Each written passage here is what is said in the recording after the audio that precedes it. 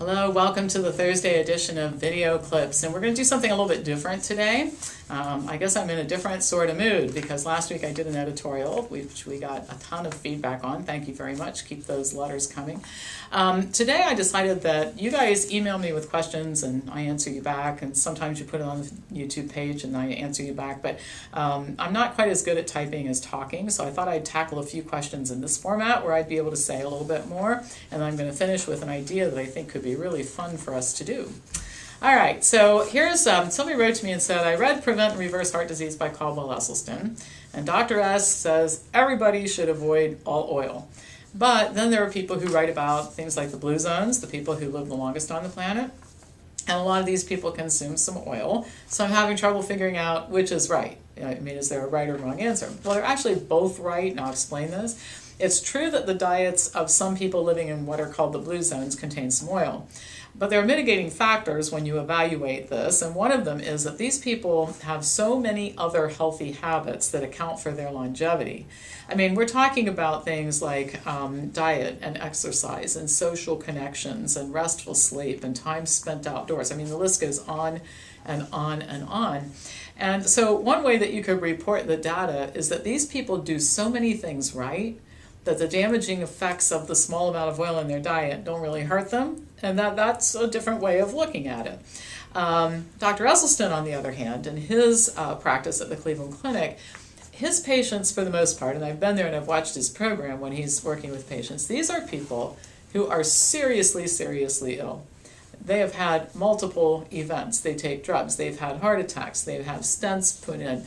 And some of them have been given terminal diagnoses. And I've often said that there is no level of restriction that is too much for a person who's in that situation. Dr. Esselstyn has published the results of his patients, been following them now for 31 years, and I think that it's pretty clear that a lot of these people just wouldn't be alive if they didn't agree to these restrictions. Now, one of the lessons that we can take away from this, and this might be something for you to think about, is that the longer you wait to adopt an optimal diet, the more likely something bad will happen, and depending upon what that bad thing is, the more likely you are to have to severely restrict your diet. So if you don't want to eat a severely restricted diet, and I'm not talking about, you can practice moderation and some of the other silly strategies that I talked about that don't work, but if you don't want to have to be so terribly strict about everything, change your diet now. It buys you a much more relaxed approach to this. I mean, I'm not going to die if I have a cashew. Dr. Esselstyn's patients, not so much, all right? So I'll continue to advise everybody to, in view of all this, to avoid all oil, and I have two reasons for it. The first one is 2/3 of the people in the United States are overweight or obese, and the rest of the world's catching up with us pretty quickly. And remember, oil is pure liquid fat, 120 calories per tablespoon, 14 grams of fat per tablespoon. It is difficult for most people to lose weight or maintain a healthy weight while they're eating pure liquid fat. That's problem number one. Now, some of you are thinking, but I eat oil and I'm lean, I'm getting away with it. Well, you might be getting away with it from a weight perspective, but your arteries are not getting away with it, because we now know that plaque in the arteries is filled with saturated fat, monounsaturated fat, polyunsaturated fat. So we'll just continue to get the fat out of the diet as much as we possibly can. I've written a lot of articles on this fat equivalency thing. They're in the Health Brace Library if you want to check them out. All right, so here's another question. What about dietary recommendations from Tim Ferriss? All right, so Tim Ferriss, in case you don't know who he is the author of a book called The 4-Hour Workweek. I read it, and a lot of it didn't pertain to me. I don't want to work 4 hours a week. I mean, I work 100 hours a week because I want to. But I did take some good ideas away from it. I organized myself a little bit differently, and so it was worth reading. He's been successful in business, and he was essentially sharing his story and the things that he had done to do this. Now, a lot of people in business do this, and one of the reasons I read these types of books is that there's not much that can go wrong if you try a new marketing idea or a different way of approaching your staff meetings or whatever. Health, on the other hand, is really different. It's quite possible to follow the advice of someone who may claim that she was quote-unquote successful in improving her health using a particular diet, and you can get hurt. So an example would be a person who I had some interaction with a few weeks ago who adopted a paleo diet on the recommendation of a friend, and it worked. I mean, it really worked. As promised, 100 pounds off. Here's the only problem. Her kidneys are failing. Now, I don't think you want to be a skinny person on the dialysis list waiting for a kidney transplant, okay? So, I mean, we have to define what success means, right? So this brings me back to Mr. Ferris, who's written 2 books about diet and health based on his success in coaching people about business issues. One's called The 4-Hour Body, and the other one's called The 4-Hour Chef. Now, I haven't read these books. I'm not going to. I don't care to. Doesn't matter what he says. It doesn't even matter if he agrees with me, because his endorsement of what I say doesn't really mean much, since he doesn't know anything about diet, health, and medicine. And taking time to take apart his argument for contrary ideas, if he has contrary ideas, is kind of a waste of time. This would sort of be like Urban Meyer. He's the head football coach at The Ohio State University, and coaches the Buckeyes, who've won national championships, taking the time to discuss playing strategy with a football fan. Meyer doesn't have the time, and the football fan, while he has the right to free speech, really can't contribute much to the conversation. So anyway, I think it's normal to be curious about famous people and how they live their lives. And this includes not just their houses and spouses and clothes, but their daily routines and health and diet habits. I mean, it's fun to look inside the lives of the rich and famous, but it's not necessarily a good idea to base your health decisions on what they do. And I remember when I was a kid, and I used to say things, I was trying to make my parents let me do stuff, I used to say, everybody does it, and my mother would, you probably had a mom like this too. Well, if everybody jumped off the top of a tall building, would you jump off the top of a tall building too? And I would roll my eyes and the whole 9 yards. But I think one good thing, I've learned many things from my parents, but one good thing is that it's good to be different. That was the mantra, one of the mantras in our family. All right, so a related issue to this topic. People always write to me, and they'll send a link to an article. And it'll claim the opposite of something I say or whatever, and on a particular issue. And some of you get real testy when I tell you that I don't have time to comment on it, because you're specifically asking for a comment. So you reply that you need for somebody like me or me, myself, to do this because somebody close to you has shown you this article in an attempt to get you to either eat a different diet or have a screening test or agree to a vaccine or something like that. People will tell me, you have to look at this and give me a response to give to these people.